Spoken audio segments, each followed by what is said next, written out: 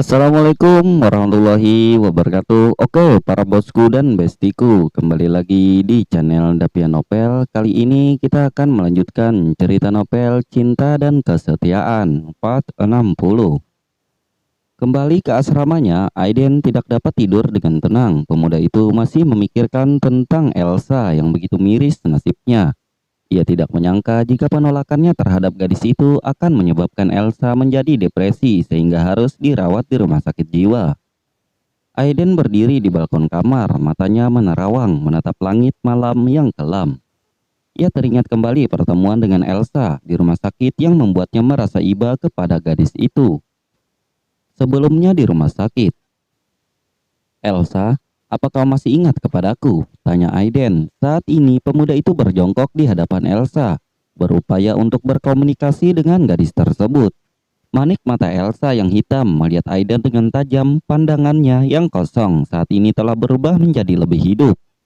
Tiba-tiba, bulir bening mengalir dari sudut mata gadis itu ketika melihat sosok pemuda yang ada di hadapannya.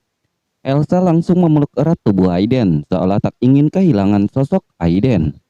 Aiden mengelus punggung Elsa lembut. Ia berusaha menenangkan gadis yang tengah menangis terisak itu. Tubuh gadis itu begitu rapuh, bahkan kecantikannya memudar akibat tidak terurus. Elsa kini tampak sedikit lebih tua dari usia yang sesungguhnya. "Maafkan aku," ucap Aiden tulus. Ia benar-benar menyesal telah membuat gadis itu seperti ini. Elsa melonggarkan pelukannya, matanya menatap manik mata Hazel milik Aiden. Gadis itu menggelengkan kepalanya membuat Aiden bingung dan tidak mengerti apa maksud dari gadis yang saat ini ada di hadapannya tersebut.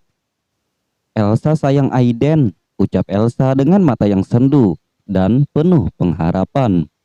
Aiden menghela napas, sungguh ia bingung harus menjawab apa. Ia tidak ingin berbohong kepada Elsa ataupun menyakitinya dengan kembali menolak gadis itu untuk yang kedua kalinya.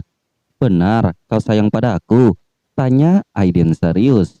Elsa mengangguk antusias, pandangannya mulai hidup dan berwarna setelah kedatangannya Aiden. Gadis itu membelai wajah Aiden yang kini tepat berada di depannya. "Jika kau sayang padaku, kau harus sembuh. Ikuti semua perintah dokter dan perawat agar bisa cepat keluar dari sini," ucap Aiden yang ingin memberi motivasi agar gadis itu dapat kembali seperti semula. "Kalau Elsa sembuh, Aiden mau sayang Elsa?" tanya Elsa polos. Gadis itu masih mengharapkan cinta dan kasih sayang untuk Aiden. "Sayang itu bisa berarti sayang sebagai apa saja. Tidak harus menjadi sepasang kekasih jika kita menyayangi orang lain," ujar Aiden bijak. Ia tidak mau memberi harapan kosong yang akan mengecewakan gadis itu kembali. Cinta bisa datang kapan saja, di mana saja, dan dengan siapa saja. Kita tidak akan pernah tahu dengan siapa nantinya kita berjodoh. Itulah prinsip yang dipegang oleh Aiden. Siapa yang tahu dulu ia pernah menolak Elsa nantinya akan berbalik menyukai gadis itu. Hanya Tuhan yang tahu apa yang terbaik untuk setiap umatnya. Elsa membeku mendengar perkataan Aiden. Gadis itu tampak berpikir apa maksud dari perkataan pemuda itu. Ia masih belum terlalu mengerti dari apa yang diucapkan oleh Aiden. "Maksud Aiden?" tanya Elsa, agar pemuda itu menjelaskan apa maksud dari perkataannya. Aiden duduk di atas ranjang di samping Elsa, tangannya meraih jemari gadis itu ke dalam genggamannya. Ia kembali menatap serius Elsa dan berharap gadis itu akan mengerti dengan apa yang akan diucapkannya. "Kita tidak akan tahu akan berjodoh dengan siapa. Akan tetapi yang jelas kita harus menyayangi semua orang yang ada di sekeliling kita dan juga menyayangi diri sendiri," ujar Aiden. Ia hanya membahas kasih sayang sesama, bukan membahas kasih sayang pasangan kekasih.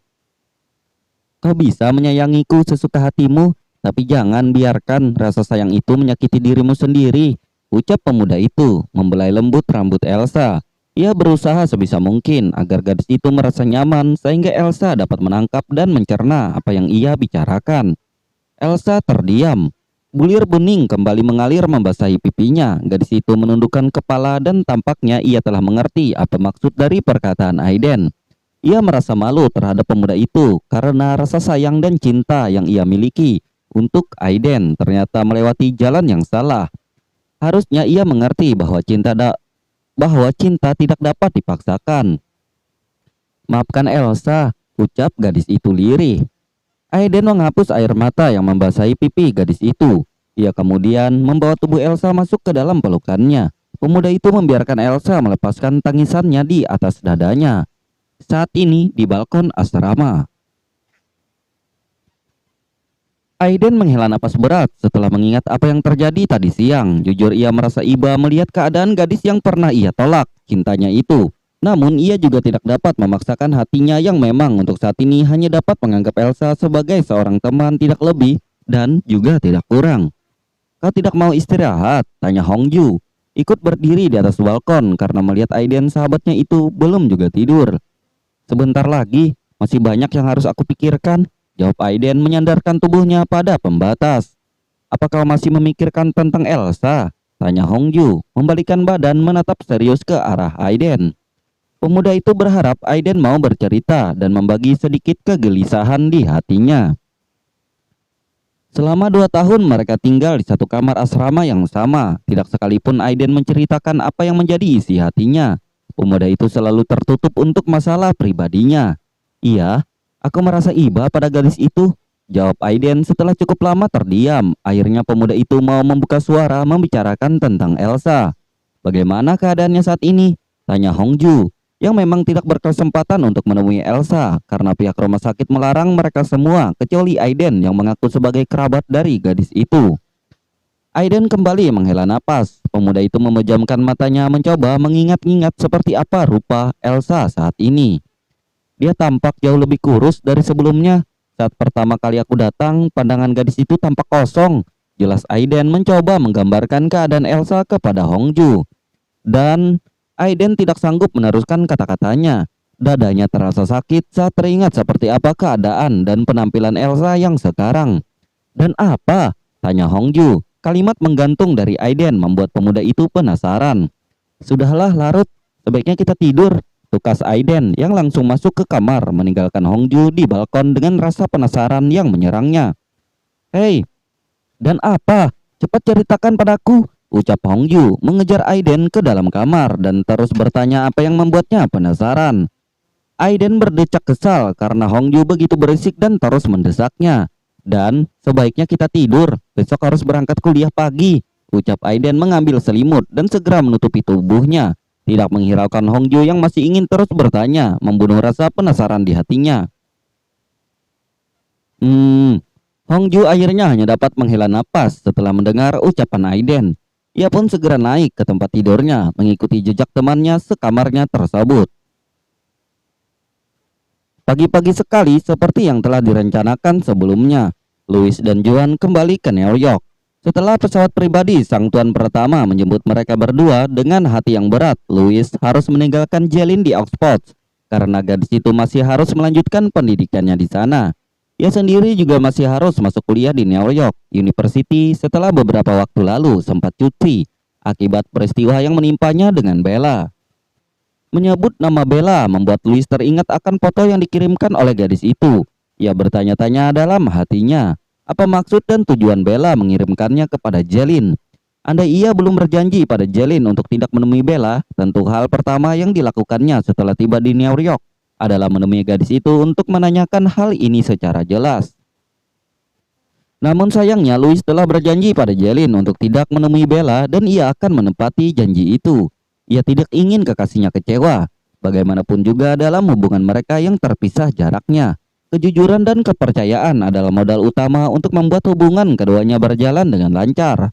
Sementara itu, pagi ini, Aiden seperti biasanya, pemuda itu berolahraga pagi dengan lari keliling kompleks asrama dan juga kampus mereka.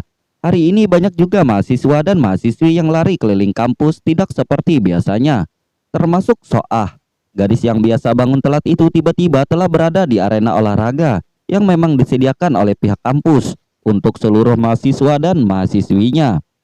"Kakimu sudah lebih baik?" tanya Aiden mengejutkan Soah yang saat ini tengah istirahat sejenak untuk mengatur napasnya. "Sudah lebih baik," jawab Soah, menghirup napas dalam-dalam kemudian menghembuskannya. Gadis itu sedikit lelah karena tidak terbiasa melakukan olahraga seperti ini. Soah sangat menyukai olahraga renang. Untuk itu ia lebih sering melakukan kegiatan itu ketimbang lari pagi seperti yang dilakukan Aiden. Oh, sahut Aiden, segera melanjutkan larinya tanpa memperdulikan Soah yang masih mencoba mengatur napasnya. Hei, tunggu, seru Soah berlari berusaha mengejar Aiden yang telah jauh meninggalkannya. Larimu cepat sekali, ucap Soah dengan napas tersengal. Gadis itu menarik tangan Aiden agar berhenti berlari untuk menunggunya. Mengapa? Namanya lari harus cepat, kalau lambat namanya jalan santai, sahut Aiden mengusap rambut gadis yang tampak kelelahan. Pemuda itu kembali meneruskan larinya, namun kali ini agak lebih lambat agar Soah dapat mengimbanginya. Kemarin kemana? Tanya Soah ketika busa sejajar berlari dengan pemuda yang terkenal dingin itu. Ada urusan, jawab Aiden singkat, tidak lagi memperlambat larinya. Ia mencoba memacu Soah agar gadis itu berlari mengejarnya. Jelin mencarimu kebingungan dan nomormu juga tidak aktif, tutur Soah, memberitahukan kepada Aiden betapa adik kembar pemuda itu mengkhawatirkan dirinya. Apa jangan-jangan kau sedang kencan dan tidak mau diganggu, sehingga kau mematikan ponselmu, tuduh Soah seenaknya. Gadis itu hanya berbicara sesuai dengan apa yang dia pikirkan. Aiden tidak menjawab, ia kembali mempercepat larinya menjauhi Soah. Pemuda itu memang tidak terlalu suka banyak bicara, ia hanya berbicara seperlunya saja. Untuk itu Aiden tidak meladeni Soah yang terus bicara tanpa henti-hentinya. Aiden, tunggu! Soah kembali berteriak memanggil pemuda yang kini telah menjauh darinya. Gadis itu terus berusaha mengejar Aiden dan tidak menyerah, walau sebenarnya ia sudah lelah. Soah penasaran dengan apa yang terjadi pada pemuda itu, sehingga membuat Jelin khawatir sedemikian rupa dan lantas berusaha mencarinya. Menurut Soah, Aiden sudah dewasa, tidak perlu bagi Jelin untuk mengkhawatirkan kakak kembarnya tersebut, jika bukan karena hal yang sangat berbahaya. Tunggu, sebenarnya kemarin kau kemana? Tanya Soah, masih penasaran karena Aiden belum juga menjawab pertanyaannya. Aiden menghentikan larinya, membuat Soah yang berada di belakang menubruk pemuda itu tidak sengaja dengan cukup keras, membuat gadis itu jatuh terduduk di belakang Aiden. Aduh, mengapa berhenti mendadak sih? Gerutu Soah, bangun dari posisinya, kemudian membersihkan bagian belakang celananya yang kotor terkena debu. Aiden tidak menjawab, pemuda itu melipat kedua tangan di depan dadanya, matanya menatap tajam ke arah Soah, kemudian berjalan perlahan mendekati gadis itu, membuat Soah terus mundur ke belakang. Apa yang kau inginkan? Tanya Soah gugup, karena Aiden terus berjalan mendekati dirinya tanpa berkata-kata. Pemuda itu semakin dekat dan mendekat, membuat Soah terus mundur, hingga akhirnya punggung gadis itu menabrak pembatas taman. Apa yang kau lakukan? Soah kembali bertanya dengan gugup, ia bahkan gemetar melihat sikap Aiden yang membuatnya bergidik ketakutan. Aiden meletakkan kedua tangannya di sisi kiri dan kanan gadis itu. Ia mengurung Soah yang detak jantungnya semakin berdebar kencang karena begitu dekat dengan Aiden. Wajah Aiden semakin mendekat ke wajahnya, membuat gadis itu memejamkan mata. Saat ini Soah bahkan dapat merasakan hangat napas Aiden di wajahnya. Tuk, au, jerit Soah kesakitan. Aiden mengetuk kening gadis itu, membuat Soah menjerit, kemudian membuka matanya dan mengusap keningnya yang terasa sakit akibat tindakan Aiden.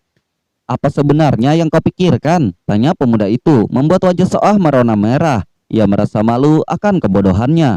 Ya Tuhan, apa yang aku pikirkan? Mengapa aku berpikir Aiden akan menciumku? Kata batin Soah. Jangan terlalu ikut campur masalah orang lain, dan aku tidak suka kau terlalu banyak bicara, tegas Aiden, kemudian kembali berlari meninggalkan Soah yang masih tetap berada di tempatnya. Gadis itu diam terpaku mendengar ucapan Aiden. Ia sangat menyesali kebodohannya dan juga sikap ingin tahunya yang akhirnya membuat ia merasa malu kepada Aiden. Soah menatap kepergian Aiden dengan memukul pelan kepalanya. Ia berusaha menghilangkan pikiran yang baru saja ia bayangkan tentang Aiden. Dasar bodoh, bagaimana mungkin cowok kulkas itu mau menciumku? Mungkin jika dia menciumku, bisa-bisa aku menjadi beku seperti batu es. Siapa yang beku seperti batu es? Tanya Aiden yang tiba-tiba berada di belakang Soah, membuat gadis itu terkejut dan menutup mulut dengan kedua tangannya. Ah, bukan. Aku kedinginan jadi bisa-bisa beku menjadi batu es. Jawab Soah berbohong. Gadis itu bingung bagaimana mungkin Aiden dapat berlari begitu cepat hingga saat ini berada tepat di belakangnya saat ia mengumpat pemuda itu. Aiden menggelengkan kepalanya mendengar jawaban Soah yang membuatnya berpikir gadis itu sangat aneh. Jelas-jelas mereka saat ini tengah berlari yang pastinya akan membuat tubuh mereka berkeringat. Tetapi mengapa Soah malah berkata jika ia merasa kedinginan? Dasar aneh, ucap Aiden. Pemuda itu kembali melanjutkan larinya. Namun kali ini Aiden berlari ke arah asrama karena sebentar lagi waktu kuliahnya akan tiba sehingga ia harus mengakhiri olahraga ini. Melihat kepergian Aiden membuat Soah dapat bernapas dengan lega walau pemuda itu mengatainya aneh. Tapi itu lebih baik ketimbang Aiden mengetahui bahwa ia membayangkan pemuda itu menciumnya.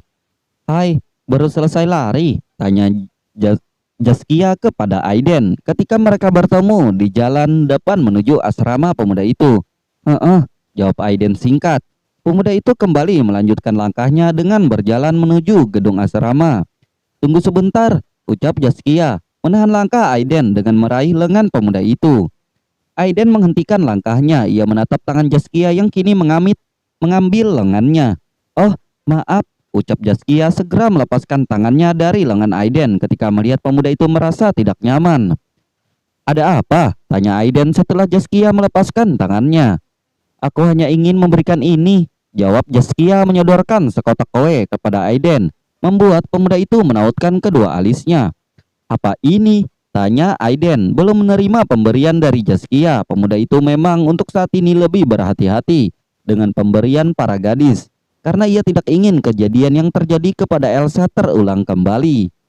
"Kowe untuk sarapan nanti, sehabis olahraga kau pasti lapar," jawab Zaskia, mengatakan yang sebenarnya. Gadis itu memang sengaja membeli kowe tersebut setelah melihat Aiden tengah berlari di pagi ini. Dari kejauhan, Soah yang melihat pemandangan ini segera menghentikan langkahnya. Gadis itu bersembunyi di balik pohon yang tidak terlalu jauh dari tempat Aiden dan Zaskia tengah berbincang. "Aku tahu ini kowe, tapi apa tujuanmu memberi kowe ini kepadaku?" tanya Aiden yang belum juga mau menerima pemberian gadis itu. Sebelum Zaskia mengatakan dengan jelas apa maksud dan tujuannya. "Sebagai ucapan terima kasih karena kau telah menolongku malam itu," jawab Zaskia, tetap menyodorkan kotak itu kepada Aiden dan berharap pemuda itu mau menerima pemberiannya. "Sebenarnya kau tidak perlu repot-repot seperti ini. Aku menolongmu karena memang sudah seharusnya," ucap Aiden yang akhirnya menerima pemberian dari gadis itu. Setelah mendengar penjelasan dari Zaskia, "Tapi jika tidak ada kau, mungkin aku tidak akan berada di sini. Mungkin aku telah masuk ke dalam neraka karena perbuatanku," tutur Zaskia. Gadis itu melangkahkan kakinya menuju kursi yang berada di taman depan asrama mereka. "Tidak perlu berterima kasih kepadaku. Kau harus berterima kasih kepada Tuhan yang membuatku melihat dan akhirnya dapat mencegahmu melakukan perbuatan terkutuk itu," ujar Aiden bijak.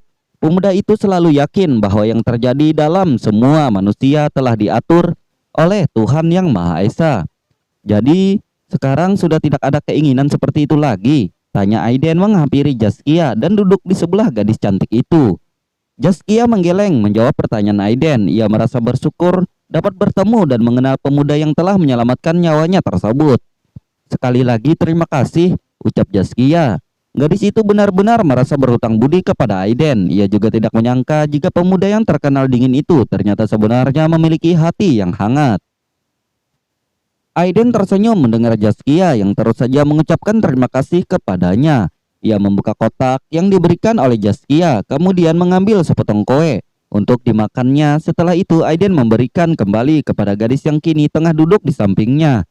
"Makanlah, akan lebih nikmat jika kita makan bersama," ucap Aiden, memberikan kue pemberian Zaskia kepada gadis itu kembali. Zaskia tampak ragu untuk mengambilnya, namun setelah mendengar ucapan Aiden, akhirnya ia pun ikut makan bersama sebagai sarapan pagi mereka. "Siapa sebenarnya gadis itu? Mengapa mereka terlihat begitu akrab?" kata batin Soah.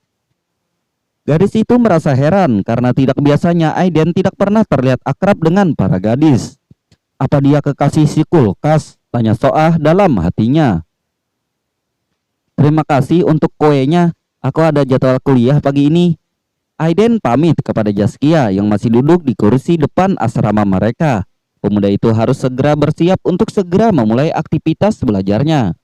Baiklah, semoga harimu menyenangkan, ucap Zaskia. Gadis itu pun segera kembali ke asrama wanita yang terletak di sebelah asrama Aiden. Mereka pun berpisah untuk menuju kamarnya masing-masing. Soah keluar dari persembunyiannya. Gadis itu segera berlari menyusul ke arah Zaskia yang memasuki asrama mereka. "Nona, tunggu," panggil Soah. Gadis itu penasaran dan ingin bertanya kepada Zaskia bagaimana gadis itu bisa terlihat akrab dengan Aiden. "Ada apa?" tanya Zaskia menghentikan langkahnya. Gadis itu tidak terlalu mengenal Soah yang memang merupakan mahasiswa baru di Oxford. "Aku lihat kau cukup akrab dengan Aiden," tanya Soah penasaran setelah melihat keduanya tampak akrab tadi di taman. "Tidak juga, ia hanya pernah menolongku," jawab Zaskia jujur. Gadis itu melanjutkan kembali langkahnya yang disusul dengan Soah di samping gadis itu.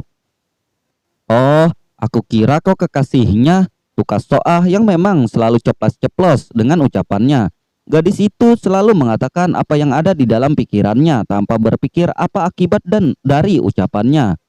Zaskia tergelak mendengar apa yang dikatakan oleh Soah. Ia tidak menyangka bahwa pertemuannya dengan Aiden pagi ini dapat menimbulkan gosip yang cukup hangat. Gadis itu tahu kalau selama ini tidak ada gadis yang dekat dengan Aiden. Pemuda itu memang terkenal dengan sifatnya yang dingin dan juga tidak tersentuh oleh wanita. "Aku tidak ada hubungan apa-apa. Ia hanya pernah menolongku, itu saja," jawab Zaskia di sela-sela tawanya. "Tapi, mengapa kau bertanya seperti itu? Jangan-jangan kau menyukainya?" tebak Zaskia. Membuat wajah Soah memerah mendengar tebakan gadis itu. Dan bersambung.